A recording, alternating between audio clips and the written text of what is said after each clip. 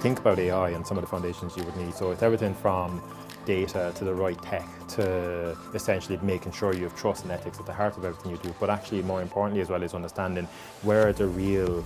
valuable use cases that are really going to be,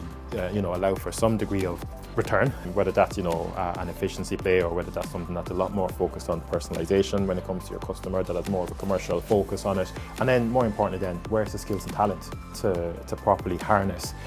that capability to then subsequently drive value from it. So for us, a lot of what we do is everything from, people who can help organizations think about AI and data in a very strategic lens, but more importantly, bring that down into how it's applicable to their business and their industry, and then more importantly then actually deliver. There's a number of emerging themes in terms of how different geographies are looking at regulating AI. Obviously the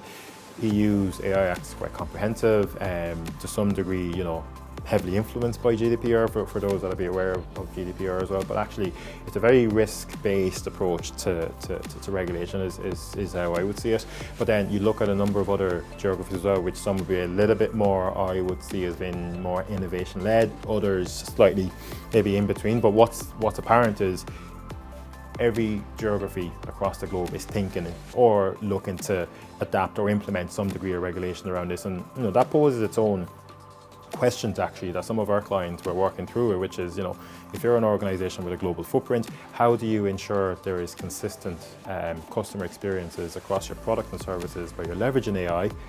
while there might potentially be slightly different approaches and potentially different limitations actually to some of the reg requirements as well. So that's going to be an interesting journey that a lot of our clients will be going on over the next number of years as well. My journey would have kind of started out a lot more, I would have had an undergrad more in the kind of business and tech, BIS in UCC, but then that evolved a little bit in the earlier stages into maybe looking at things around software development, but then more into kind of BA, tech transformation, IT strategy type of work, and then in the last probably I would say 8-9 years, more very deep focus around data in particular, because we can talk about AI, we can talk about machine learning, we can talk about analytics or whatever else. None of those things are possible without data, right? So for me, that interest in data and the ability to drive insights, drive value, and essentially tell a story and make real decisions with data is something that's always just piqued my interest from a very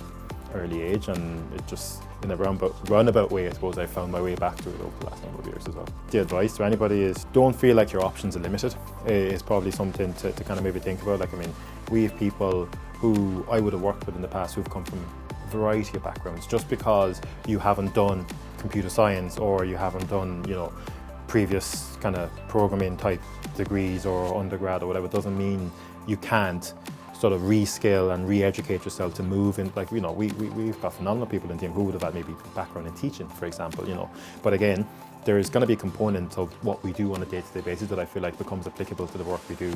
in our organization anyway. So I just think for anybody who's kind of thinking about it, don't kind of think of it as something that requires you to tick a certain box. I think the ability to bring a bit of creativity into what we do is probably what makes it a bit of a unique career path as well.